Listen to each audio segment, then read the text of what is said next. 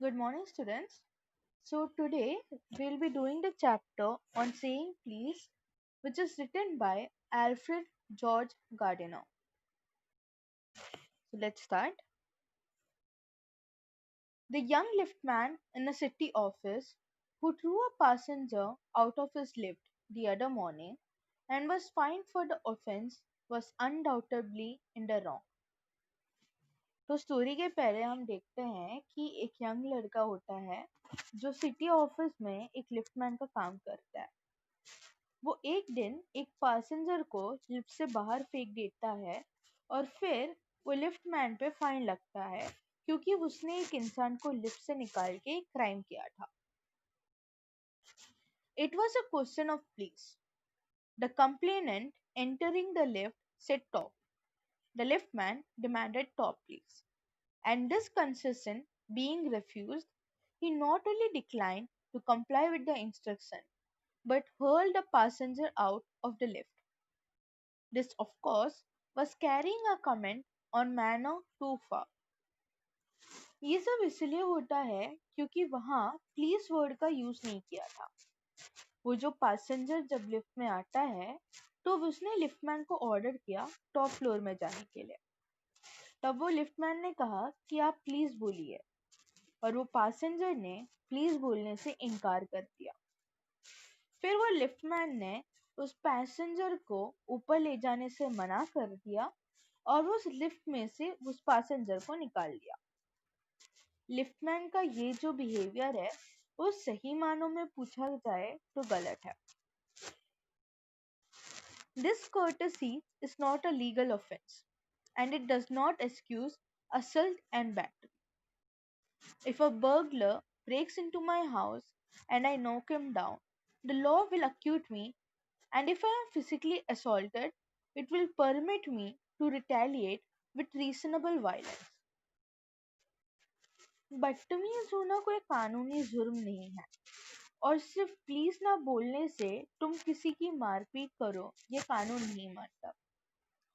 अगर एक चोर मेरे घर में आ जाता है और मैं उसे मारूं तो कानून मुझे कुछ नहीं करेगी और अगर मुझे फिजिकली अटैक किया जाए तो फिर कानून मुझे परमिशन देता है कि मैं उस अटैकर के साथ वायलेंट हो सकती हूँ बट बहुत ज्यादा उस अटैकर को हार्म नहीं कर सकती। एक रिस्ट्रिक्शन है। It does this because the burglar and my assailant have broken quite definite commands of the law.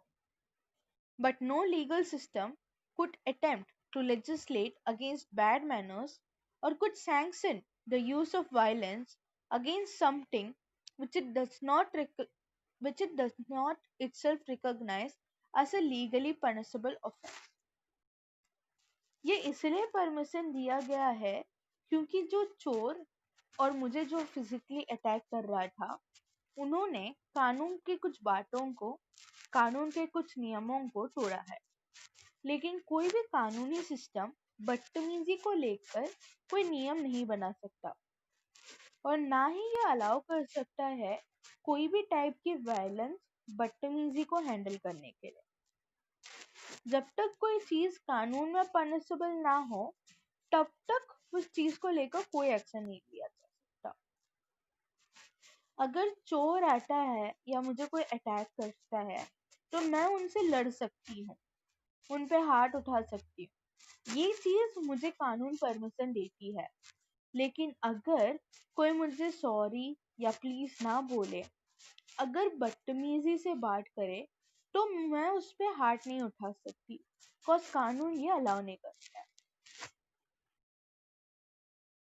And our sympathy with the liftman, we must admit that the law is reasonable. It would never do if we were at the liberty to box people's ears because we did not like their behavior or the tone of their voice or the scowl of their faces.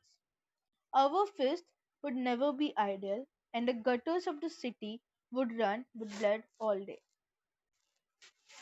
हमें जितनी भी sympathy हो liftman के साथ, लेकिन हमें ये बात को मानना पड़ेगा कि कानून सही है और अगर हमें परमिशन हो कि जो भी हमारे साथ बदतमीज वे में बात करे उनको हम मार सकते हैं, तो फिर हमारे फिस्ट कभी आराम से बैठ ही नहीं सकते। हम सबको मारते रहेंगे और फिर पूरे सिटी खून से भर जाएगा। I may be as uncivil as I may please, and a law will protect me against violent retaliation. I may be haughty or boorish, and there is no penalty to pay except the penalty of being written down an ill-mannered fellow. मैं जितना भी बदतमीज हो जाऊं, कानून हमेशा मुझे मारपीट से बचाएगा। मैं घमंडी हो सकता हूँ या मैं रूड हो सकता हूँ, लेकिन इसके लिए मुझे कोई भी जुर्माना नहीं देना पड़ेगा, सिवाय इसके कि मेरे बारे में लिखा जा सकता है कि ये बहुत इल मैनर मतलब बदतमीज इंसान है। The law does not compel me to say please or to attune my voice to other people's sensibilities any more than it says that I shall not wax my mustache or dye my hair or wear ringlets down my back. It does not recognize the laceration of our feelings as a case for compensation. There is no allowance for moral and intellectual damages in these matters. इसका मतलब ये नहीं है कि ये जो damages हुए हैं उसे नेग्लेक्ट किया जा सकता है। जो कानून है वो मुझे जबरदस्ती नहीं करता कि तुम प्लीज बोलो या ढंग से बात करो। कानून मुझे ये नहीं कहता कि तुम अपने मुस्टैच को वैक्स नहीं कर सकते या अपने बालों पे डाई नहीं लगा सकते या रिंगलेट्स नहीं पहन सकते। ऐसा मुझे कोई कानून नहीं कहता। उसी तरह कानून मुझे प्लीज बोलने के लिए जबरदस्ती नहीं करता। कानून नहीं मानता कि अगर तुम्हारे फीलिंग्स हर्ट हुए हो तो उसके लिए किसी को कंपनसेशन देने की जरूरत है। This does not mean that the damages are negligible. It is probably that the liftman was much more acutely hurt by what he regarded as a slur upon his social standing than he would have been if he had a kick on the sense, for which he would have got a legal redress. इसका मतलब ये नहीं है कि ये जो damages हुए हैं उसे नेग्लेक्ट किया जा सकता है। शायद उस लिफ्टमैन को बुरा लगा हो उस पैसेंजर की बदतमीजी से। शायद वो उस लिफ्टमैन को लगा हो कि मैं सोशल स्टैंडिंग में बहुत नीचा हूँ, इसलिए इस पैसेंजर ने इतने रूडली से बात किया। अगर उसे कोई मारता तो शायद उसे इतनी डर नहीं लगता, क्योंकि फिर उसे वापस मारने का एक अथॉरिटी मिल जाता है। कानून उसे परमिशन देती है। The pain of a kick on the sense soon passes away, but the pain of a wound to our self-respect or our vanity may poison a whole day. I can imagine that liftman, denied the relief of throwing the author of his wound out of the lift, brooding over the insult by the hour, and visiting his wife in the evening as the only way of restoring his equilibrium. अगर कोई उसे मारता तो उसे इतना hurt नहीं होता, क्योंकि फिजिकल पेन जल्दी चला जाता है। बट सेल्फ रिस्पेक्ट पे आंच आ जाती है तो फिर वो पूरे दिन को पॉइजन कर सकता है। ऑटर कहता है कि वो समझ सकता है कि जो लिफ्टमैन है, अगर उसने उस पैसेंजर को बाहर नहीं किया होता तो वो पूरे दिन इसी बात पे सोचता रहता और फिर जो गुस्सा है शाम को घर जाके वो अपने वाइफ पे निकालता। For there are a few things more catching than bad temper and bad manners. When Sir Anthony Absolute bullied Captain Absolute, the latter went out and bullied his man Fag, whereupon Fag went out downstairs and kicked the page boy. जब कोई हमसे बुरी तरीके से बात करे या बदतमीजी से बात करे तो वो चीज दिल पे बैठ जाती है। फिर ऑथर एक एग्जाम्पल देता है कि जब सर एंटनी एब्सोल्यूट ने कैप्टन एब्सोल्यूट को बुली किया, उसके बाद कैप्टन एब्सोल्यूट नीचे जाके फैग को बुली करता है एंड फिर फैग नीचे जाके पेज बॉय को लात मारता है। पेज बॉय मतलब जो घर के काम करते हैं उनको बोलते हैं पेज बॉय। एक जन का मूड खराब हो जाए तो वो दूसरे का मूड खराब करता है, और फिर वो दूसरा इंसान तीसरे का मूड खराब करता है, और फिर ये प्रोसेस मतलब ऐसे ही प्रोसेस चलता रहता है। सब एक दूसरे से इंटरकनेक्टेड है। Probably the man who said top to the lift man was really only getting back on his employee who had not said good morning to him because he himself had been handpicked at breakfast by his wife, to whom the cook had been insolent because the housemaid had answered her back. शायद जो passenger था वो liftman से rudely इसलिए बात किया क्योंकि वो पैसेंजर का एम्प्लॉय उसे गुड मॉर्निंग नहीं कहा, और वो एम्प्लॉयर इसलिए गुड मॉर्निंग नहीं कहा क्योंकि ब्रेकफास्ट के टाइम उसकी वाइफ ने उसका दिमाग खराब कर दिया, और वो वाइफ ने इसलिए उसका दिमाग खराब किया क्योंकि जो कुक थी वो वाइफ से रूडली बात किया, एंड वो कुक इसलिए रूडली बात की क्योंकि उनके हाउसमेट ने उनको उल्टा जवाब दिया। तो देख रहे हो ना, एक इंसान दूसरे का खराब करता है, दूसरा तीसरे का, तीसरा चौथे का, ऐसे ये प्रोसेस चलता रहता है। We infect the world with our ill humor. Bad manners probably do more to poison the stream of the general life than all the crimes in the calendar. For one wife who gets a black eye from an otherwise good natured husband, there are 100 more who lives a life of martyrdom under the shadow of a Moore's temper. But all the same, the law cannot become the guardian of our private manor. हम्म, हाँ, हम इस दुनिया को बीमार कर देते हैं अपनी बुरी humor से, अपनी बुरी बर्ताव से। ये जो बुरा बिहेवियर है, ये शायद जिंदगी की जो नदी है उसमें जहर जैसा काम करता है। जो हस्बैंड हमेशा अच्छा नेचर वाला है, एक दिन उसने अपनी वाइफ को ब्लैक आई दिया। ऐसे ही सेम सिचुएशन में बहुत सारे वाइफ्स हैं जो हर दिन अपने हस्बैंड से, अपनी फैमिली से मार खाती है। मतलब अगर मेरे साथ कुछ बुरा हुआ और मैं उसके खिलाफ आवाज उठाई, तो सब मुझे शांत कर देते ये बोल के कि सबकी लाइफ में ऐसा होता है। लेकिन कानून सबकी लाइफ लेकिन कानून हमारे प्राइवेट लाइफ का रखवाला नहीं बन सकता। No decalogue could cover the vast area of offense, and no court could administer a law which governed our social civilities, our speech, the tilt of our eyebrows, and all our moods and manners. No decalogue मतलब जो Bible के 10 commandments है।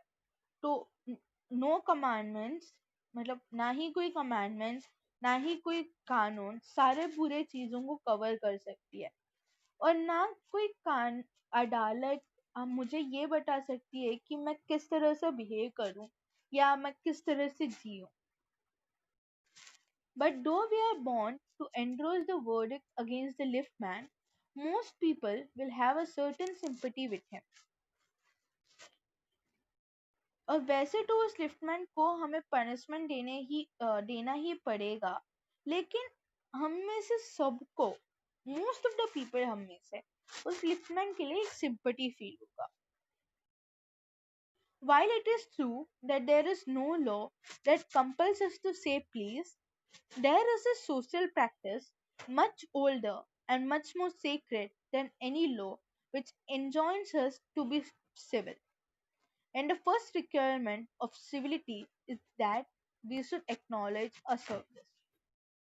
ऐसा कोई कानून नहीं है जो हमें प्लीज बोलने के लिए कंपल करता लेकिन इस दुनिया में एक पुरानी सोशल प्रैक्टिस है और ये कानून से भी ज्यादा स्ट्रांग है, जो हमें कहती है कि हमें अच्छा बिहेवियर दिखाना चाहिए, और अगर कोई आपको सर्विस प्रोवाइड करे तो आप उन लोगों से अच्छा बिहेव करें।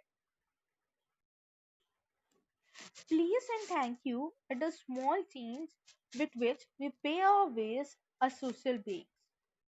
They are the little courtesies by which we keep the machine of life oiled and running sweetly. They put our intercourse upon the basis of a friendly cooperation and easy give and take instead of on the basis of superiors dictating to inferiors. Please and thank you ऐसी छोटी चीजें हैं जो हमें human beings बनाती है। अगर कोई हमारे लिए कोई काम करता है तो हमें उन्हें थैंक्स बोलना चाहिए। कॉर्टेसी दिखाने से, अच्छे बिहेवियर दिखाने से लोगों को अच्छा फील होता है। इससे क्या होता है कि जो जिंदगी की गाड़ी है उसमें अच्छे मैनर्स तेल की तरह काम करते हैं। अच्छे मैनर्स से लोगों से अच्छी तरीके से फ्रेंडशिप हो सकती है। ये हमारी सोशल लाइफ को बेहतर बनाती है। It is a very vulgar mind that would wish to command where he can have the service for asking and have it with willingness and good feeling instead of resentment. अगर किसी को कोई help या कोई service चाहिए और वो पूछने की जगह अगर वो कमांड करे, अगर वो ऑर्डर करे, तो वो एक बहुत बुरा बिहेवियर है। जो सर्विस हमें अच्छी तरीके से मिल सकती है वही सर्विस हमें लाइक हमें मिल तो जाएगी वो सर्विस, लेकिन जो हमें देगा उसके फीलिंग में एक क्रोध जैसा बैठ जाता है, गुस्से वाली फीलिंग हो जाती है उस बंदे पे। I should like to feature in this connection my friend the polite conductor. By this discriminating title, I do not intend to suggest a rebuke to conductors generally. On the contrary, I am disposed to think there are a few class of men who come through the ordeal of a very trying calling better than the bus conductors do. Narrator बोलता है कि मैं इस सिलसिले में अपने एक friend जो एक पोलाइट बस कंडक्टर है उसके बारे में बताना चाहता हूँ। मैं ये कोई भेदभाव के साथ नहीं बोल रहा, ना ही मैं बाकी कंडक्टर्स को इंसल्ट कर रहा हूँ। मुझे ऐसा लगता है कुछ टाइप के लोग हैं जो बस कंडक्टर्स की तरह अपने काम में अच्छे करने का ट्राई करते हैं।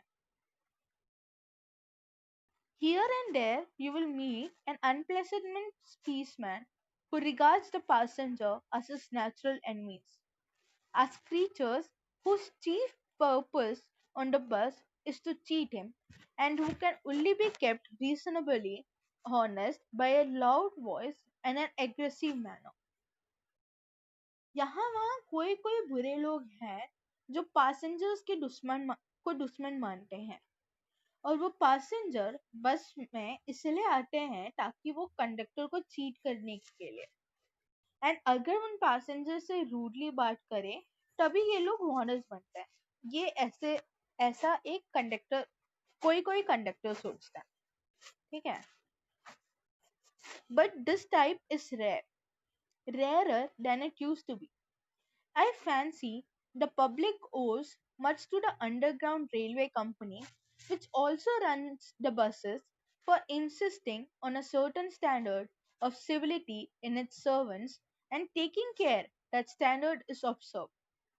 In doing this, it not only makes things pleasant for traveling public but performs an important social service. But इस तरह के टाइप बहुत रेयर हैं, पहले से भी बहुत कम। जो जनता है उनको ग्रेटफुल होना चाहिए अंडरग्राउंड रेलवे कंपनी का।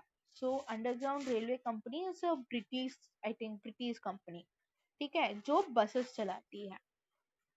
और ये अपने एम्प्लॉयज को बोलते हैं कि आपको पैसेंजर्स का ख्याल रखना पड़ेगा और उनसे रूडली बात नहीं कर सकते। ऐसे करते हुए जो ट्रैवल कर रहे पैसेंजर्स हैं उनको अच्छा फील होता है, और ऐसे करते हुए वो कंपनी एक इम्पोर्टेंट सोशल सर्विस परफॉर्म करती है। It is not therefore with any feeling of unfriendliness to conductors as a class that, that I pay a tribute to a particular member of that class. I first became conscious of his existence one day when I jumped on a bus and found that I had left home without any money in my pocket.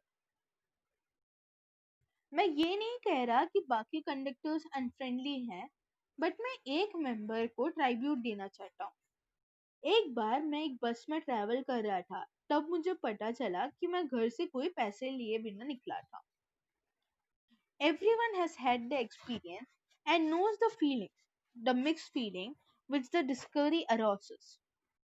You are annoyed because you look like a fool at the best and like a knave at the worst.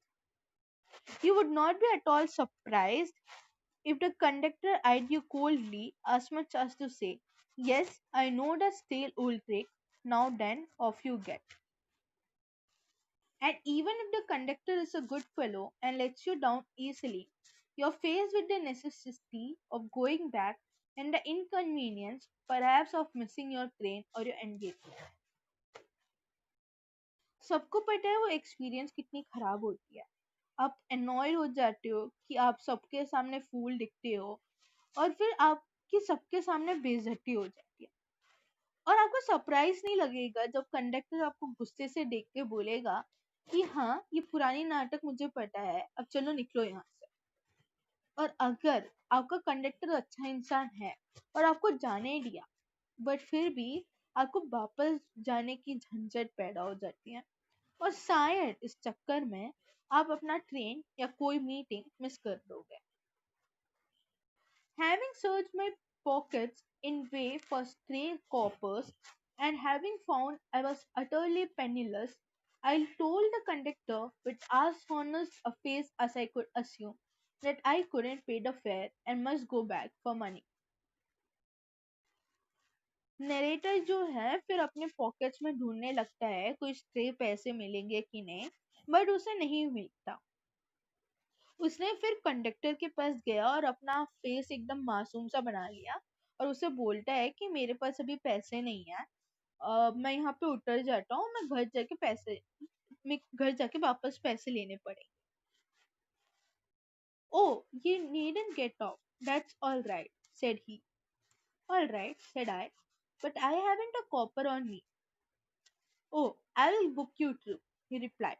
Where do you wanna go? And he handled his bundle of tickets with the air of a man who was prepared to give me a ticket for anywhere from the bank to Hong Kong. उस conductor ने फिर बोला कि it's okay, आपको उतरने की जरूरत नहीं है. नरेटर बोला ठीक है, बट मेरे पास एक पैसा भी नहीं है. तो कंडक्टर बोलता है इट्स ओके, मैं तुम्हारा बुकिंग कर देता हूँ, तुम्हें कहाँ जाना है. और फिर वो कंडक्टर टिकट फाड़ के मतलब टिकट का बंडल ऐसे उठाता है और जैसे ऐसा लगता है कि वो बैंक टू हांगकांग जाने की कहीं की भी टिकट मुझे दे सकता है. अब bank is like a place in England और हांगकांग तो दूसरी कंट्री हो गई, तो वहां से दूसरी जगह तक जाने की टिकट उसको देने की ऐसा लगता है. I said it was very kind of him and told him where I wanted to go. And as he gave me the ticket, I said, "But where shall I send the fare?" "Oh, you will meet me some day, all right," he said cheerfully. Then he turned to go. Narrator बोला ठीक, हाँ. मैंने उसको बोला कि मैं grateful हूँ आपसे और फिर पूछा कि आपको मैं पैसे वापस कहाँ रख करूँ. कंडक्टर ने स्माइल करते हुए बोला कि आप मुझे एक दिन मिलोगे तब दे देना, और फिर वो चला गया. ठीक है. And then luckily, my fingers still wandering in the corners of my pocket, lighted on a ceiling, and the account was squared. But the fact did not lessen the glow. But the fact did not lessen the glow of pleasure which so good-natured an accent had given me. उसके बाद narrator की उंगलियां जो अभी भी pockets तलाश रही थी, उसको पैसे मिले और वहां पे वो पैसों का हिसाब बराबर कर दिया. लेकिन उसके बाद नरेटर के मन से वो बात नहीं गई और जब भी वो इस बात पे सोचता तो उसके फेस पे एक स्माइल आ जाए. A few days after, my most sensitive toe was trampled on rather heavily as I sat reading on the top of a bus. I looked up with some anger and more agony and saw my friend of the cheerful countenance. "Sorry, sir," he said. "I know these are heavy boots. Got them because my own feet get trod on so much, and now I am treading on other people's. Hope I didn't hurt you, sir." कुछ दिनों बाद writer बस में कुछ पढ़ते हुए बैठा था, तब उसके पैर पे किसी ने पैर रख दिया। तब राइटर को गुस्सा आया और उसने ऊपर देखा तो उसे अपना कंडक्टर दिखा, और उस कंडक्टर ने सॉरी कहा और बोला कि उसने जो शूज पहने थे वो बहुत हेवी थे। उसने ये शूज इसलिए पहने थे क्योंकि सब उसके पैर में कुचल रहे थे, बट अब देखो मैं सबके पैर में कुचल रहा हूँ। मैं आशा करता हूँ कि मैंने आपको चोट नहीं पहुंचाई है। He had hurt me, but he was so nice about it that I assured him he hadn't. After then, I began to observe him whenever I boarded his bus and found a curious pleasure in the constant good nature of his bearing. उसने मुझे hurt तो किया था, but इतना nicely behave कर रहा था, तो मैंने उसे बोला कि कोई बात नहीं, मुझे पेन नहीं हुआ। इस इंसिडेंट के बाद मैं जब भी बस में चढ़ता उसे देख उसे देखता एंड उसके अच्छे बिहेव से मेरा दिल को तसल्ली मिलती। He seemed to have an inexhaustible fund of patience and a gift of making his passengers comfortable. I noticed that if it was raining, he would run up the stairs to give someone the tip that there was a room inside. With old people, he was as considerate as a son, and with children, as solicitous as a father. He had evidently a peculiar warm place in his heart for young people and always indulged in some merry jest with them. वो conductor में कोई level of patience है जो खत्म ही नहीं होती। सारे passengers को वो कंफर्टेबल फील कराता था। उसके एरिया में उस एरिया में डबल डेकर्स बस होती थी, मतलब एक बस फिर उसके ऊपर एक बस, और ऊपर वाले बस में रूफ नहीं होती। तो अगर कभी बारिश होती तो वो ऊपर भाग के जाता और बोलता कि नीचे रूम है, आप वहां आके बैठ सकते हो। वो बुजुर्ग लोगों के साथ बेटों जैसे बिहेव करता और बच्चों के साथ पापा जैसे बिहेव करता। वो जवान लोगों के साथ आराम से बात करता और जब भी उसे टाइम मिलता वो उन लोगों से बात करता रहता। If he had a blind man on road, it was not enough to set him down safely on the pavement. He would call to Bill in front to wait while he took him across the road or round a corner or otherwise safely on his way. अगर उसके बस में एक blind man आता तो वो उनको safely road में उतारता। वो बिल को मतलब वहां के उस बस के बस ड्राइवर को बोलता कि तुम रुको, और फिर वो ब्लाइंड मैन को रोड क्रॉस कराता या फिर सेफली पेमेंट तक छोड़ता या फिर उसके रास्ते में आराम से छोड़ देता। In short, I found that he irradiated such an atmosphere of good temper and kindliness that a journey with him was a lesson in nature, courtesy, and good manners. उस कंडक्टर के पास एक ऐसा एटमोसफियर बन जाता जिससे सब comfortable हो जाते हैं। वो गुड टेम्पर और काइंडलीनेस स्प्रेड करता। What struck me particularly was the ease with which he got through his work. If bad manners are infectious, so also are good manners. If we encounter incivility, most of us are apt to become uncivil. But it is an unusually uncaught person who can be disagreeable with sunny people.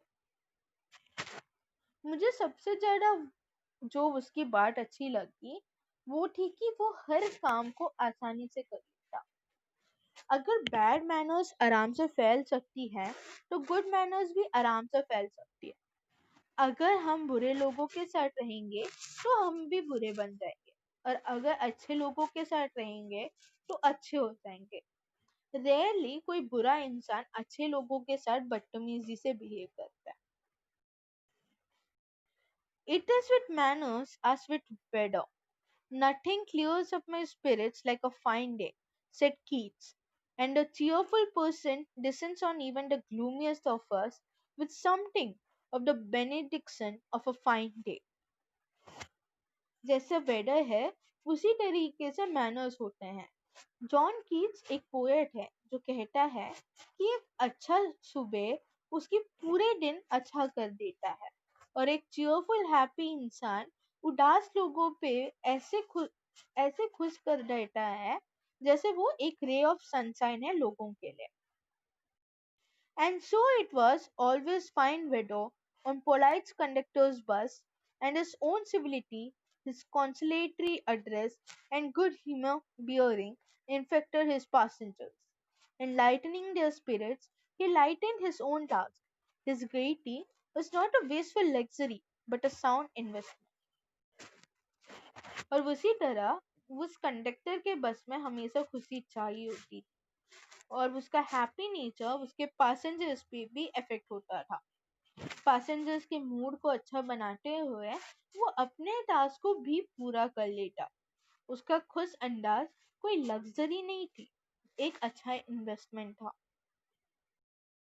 I have missed him from my bus route of late, but I hope that only means he has carried his sunshine onto another road. It cannot be too widely diffused in a rather drab world, and I make no apologies for writing a panegyric on an unknown bus conductor. कुछ समय से मैं उस bus conductor से नहीं मिल पाता, लेकिन मैं आशा करता हूँ कि वो अपना सनशाइन जो है वो किसी और रोड पे लेके गया है. उसका जो अच्छा नेचर है वो जल्दी से नहीं मिटने वाली और एक बस कंडक्टर के ऊपर इतना बड़ा पैसेज लिखने के लिए मैं सॉरी नहीं बोलने वाला. If Wordsworth could gather lessons of wisdom from the poor leech gatherer on the lonely moor, I see no reason why lesser people should not take lessons in conduct from one who says how a very modest calling may be dignified by good temper and kindly feeling. अगर Wordsworth जो एक कवि थे वो poor लोगों से lesson सीख सकते हैं तो हम भी इस कंडक्टर से सीख सकते हैं कि हमें सबसे अच्छे तरीके से बिहेव करना चाहिए. हाँ, it is a matter of general agreement that the war has a chilling effect upon those little everyday civilities of behavior that sweeten the general air. We must get the civilities back if we are to make life kindly and tolerable for each other. We cannot get them back by invoking the law. और हम सब ये मान सकते हैं कि ये जो वर्ल्ड वॉर्स हुए हैं उससे लोगों में ट्रस्ट इश्यूज वगैरह हो चुके हैं और सब एक दूसरे से गुस्से हैं, एक दूसरे को हेट वाले नजरों से देखते हैं और जो अच्छे बिहेवियर्स हैं वो धीरे धीरे कम हो रही है. हमें ये अच्छे बिहेवियर्स वापस लाना पड़ेंगे और हमें एक दूसरे के साथ काइंडली बिहेव करना पड़ेगा. हम ये अच्छे बिहेवियर्स कानून पे फाइल दर्ज करके वापस नहीं ला सकते. The policeman is a necessary symbol and the law is a necessary institution for a society that is still somewhat lower than the angels. But the law can only protect us against material acts. Nor will the Liftman way of meeting moral affront by physical violence help us to restore the civility. Policeman एक आवश्यक निशान है और जो कानून है वो एक आवश्यक संस्था. ऐसे सोसाइटी के लिए जो फरिश्तों से नीचे हैं, लेकिन जो कानून है वो सिर्फ हमें मटेरियल अटैक मतलब मारपीट से बचा सकती है और जो लिफ्टमैन का वे है बदतमीजी को हैंडल करने का वो भी गलत है. I suggest to him that he would have a more subtle and effective revenge if he had treated the gentleman who could not say please with elaborate examples. He would have had the victory not only over the boor but over himself, and that is the victory that counts. मैं उसे सलाह दूं तो यही बोलूंगा कि वो थोड़े प्यार से उस पैसेंजर से ट्रीट करना चाहिए था और अच्छे मैनर्स का एग्जाम्पल देते हुए बात करनी चाहिए. ऐसा करता तो उसे विक्ट्री मिलती, पैसेंजर के साथ भी विक्ट्री और अपने ऊपर भी विक्ट्री, और ये विक्ट्री काउंट होती है. The polite man may lose the material advantage, but he always has the spiritual victory. I commend to the liftman a story of Chesterfield. तो हाँ, पोलाइट मैन के पास कोई मटेरियल एडवांटेज ना हो, लेकिन उसके पास स्पिरिचुअल एडवांटेज है. नरेटर बोलता है कि मैं उस लेफ्टमैन को चेस्टरफील्ड की कहानी सुनाना चाहता हूँ. In his time, the London streets were without payments of today, and the man who took the wall had the driest footing. तो उस टाइम में लंदन स्ट्रीट्स में पेमेंट्स नहीं रहते थे, और जो इंसान दीवारों से चिपके चलता था उसके पैर ज्यादा सूखे हुए रहते थे. I never give the wall to a scoundrel, said a man who met Chesterfield one day in the street. I always do, said Chesterfield, stepping with a bow into the room. I hope the liftman will agree that his revenge was much more sweeter than if he had flung the fellow into the mud. तो एक दिन Chesterfield कहीं जा रहा था, तो एक इंसान ऑपोजिट डायरेक्शन से आते हुए कहा, मैं ये दीवार किसी को नहीं देता. चेस्टरफील्ड ने कहा, मैं हमेशा देता हूँ, और फिर उसने उस इंसान के सामने बॉ किया, मतलब सर झुकाया, और फिर वो रोड पे पैर रख दिया. मैं आशा करता हूँ कि जो लिफ्टमैन है ये अग्री करेगा कि ये तरीका ज्यादा बेटर है. चेस्टरफील्ड ने भी रिवेंज लिया, बट प्यार से लिया. अगर वो चाहता तो वो इंसान को किचन में फेंक सकता था, बट उसने ऐसा नहीं किया और काइंडली वहां से निकल गया. तो this is the end of the story. ये एक दो बार खुद से पढ़ो, सब समझ आ जाएगा. और अगर कोई प्रॉब्लम हो तो मेरे को मैसेज करो. Okay, bye.